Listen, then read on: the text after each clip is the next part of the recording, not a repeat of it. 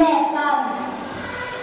Ήρθαν λοιπόν σε ένα μεγάλο βράχο με πολλά και διάφορα χρώματα. Να το σπίτι μας. Έχεις ένα πανέμορφο σπίτι. Ευχαριστώ πολύ για τα καλά σου λόγια. Ποιος μίλησε? Από πού ακούστηκε αυτή η φωνή? Εμείς, τα φύκια, το σπίτι του Λάδι και της Κλάρη. Πώς γίνεται να μιλάτε? Όπως τα ψάρια μιλάμε κι εμείς. Τι, μόνο εσείς νομίζετε ότι μπορείτε να μιλάτε? Και όχι μόνο μιλάμε, παράγουμε και ψυχώνουμε. Πράγμα που εσείς δεν μπορείτε να κάνετε. Πώς το κάνετε αυτό? Όπως τα φυτάκια της ελιάς. Αλλά έχουμε ένα μικρό πρόβλημα. Εσείς οι άνθρωποι δεν μας σκέφτεστε να κάνουμε και δεν υπάρχει να πούμε στις πράξεις. Μας πνίγουν, καταστρέφουν τα νερά και εμάς. Δεν είναι μόνο αυτό και τα σκουπίδια που πετάτε.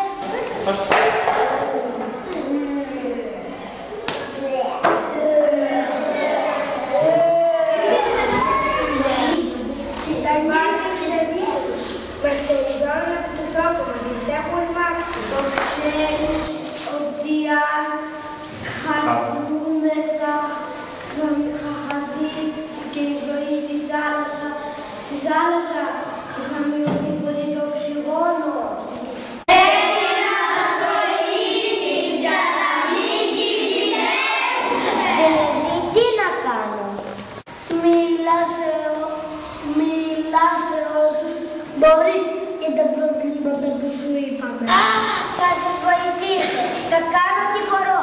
Οι μεγάλοι πρέπει να καταλάβουν ότι δεν έχουν δικαίωμα να καταστρέφουν τη φύση και το μέλλον μας.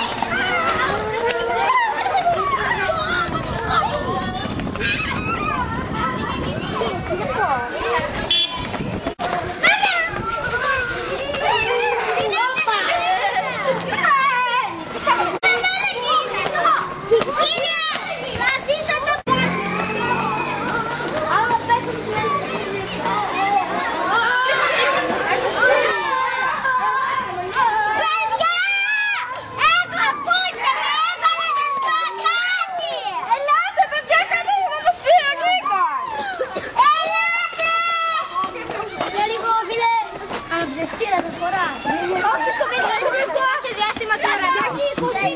Αγγελονίκο. Έλα, τι είναι? Τι είναι? Τι είναι? Νίκο. Περίμενε. Τι είναι Νίκο?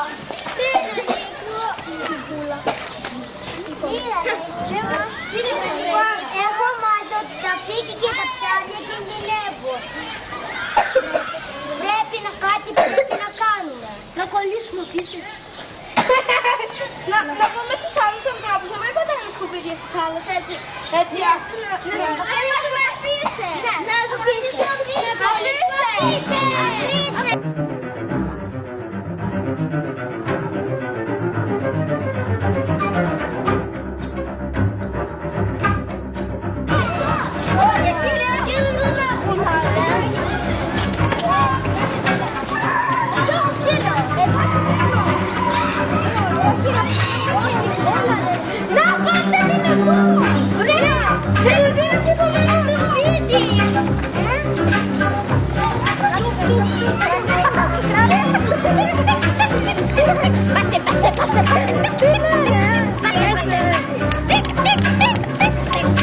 Όχι σκουπίδια, όχι ακουστικά. Σε ουρανό, σε διάστημα και όχι σκουπίδια, όχι πλαστικά. Σε διάστημα και ουρανό, θάλασσες και ακτές.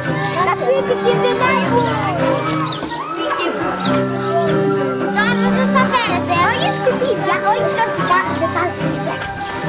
Όχι σκουπίδια, όχι πλαστικά, σε διάστημα και ουρανό.